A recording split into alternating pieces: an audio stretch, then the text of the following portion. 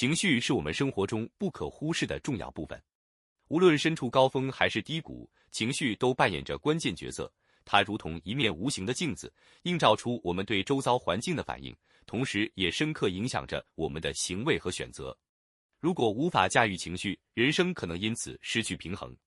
情绪好的时候，家庭和谐，事业顺利，身体状态良好，甚至财运似乎都更加顺遂。反之，情绪低落或失控时，身体容易感到疲惫，家庭关系紧张，事业进展受阻。情绪对生活的影响深远，因此学会控制情绪至关重要。如果我们让怒气主宰行动，让怨气渗透处事，让烦恼干扰睡眠，或让急性影响判断，生活可能会陷入混乱。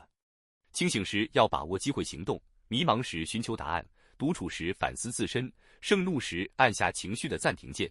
这些能力构成了人生中不可或缺的智慧。情绪管理的第一步是认识情绪对生活的具体影响。情绪不仅影响个人内在的心理状态，还会外化到行动中，影响人际关系、工作表现和健康状况。带着怒气出门，语气可能变得尖锐，导致不必要的冲突。如果总是怨天尤人，身边的人可能感到疲惫，进而疏远你。这些负面循环让情绪进一步恶化，并对健康产生明显影响。持续的压力和焦虑增加心血管疾病、消化问题，甚至免疫系统紊乱的风险。情绪管理并非小事，而是一项关乎身心健康的能力。关键在于我们如何回应情绪。情绪本身并不是问题，而是内心需求与外界变化的自然反应。例如，愤怒可能源于权益受侵，悲伤可能来自失去的哀悼。当我们能平静地接纳情绪时，就能理性处理问题，避免情绪扰乱生活。有效的情绪管理方法包括不带怒气出门。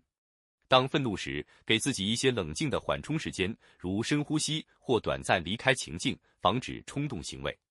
选择不带怨气处事，为自己创造更轻松的环境。抱怨虽能短暂舒压，却无助于解决问题，反而加剧负面情绪。不如主动寻求解决方法，这种态度转变能让生活更有掌控感。不带烦恼睡觉是另一重要技巧。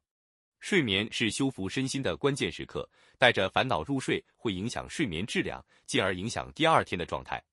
睡前做放松活动，如阅读、记日记或冥想，能清空头脑，为翌日储备能量。不带急性办事的原则同样重要。在急躁情绪下，容易忽略细节并犯错。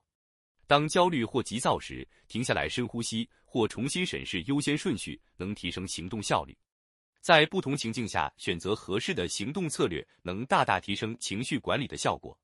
清醒时集中精力完成重要事务，迷茫时透过阅读或学习寻找方向，独处时反思自我，了解需求与目标，盛怒时按下情绪的暂停键，给自己时间冷静，以避免冲动行为。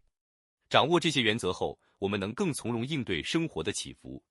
然而，情绪管理并非一蹴而就，它需要不断练习与反思。每天花些时间观察自己的情绪，记录其触发点与反应模式，有助于深入了解自己，找到更有效的应对方法。建立健康的情绪发泄渠道也十分重要。例如，运动促进多巴胺和血清素分泌，让人感到快乐。艺术创作、写作或与亲友倾诉，亦是释放压力的好方式。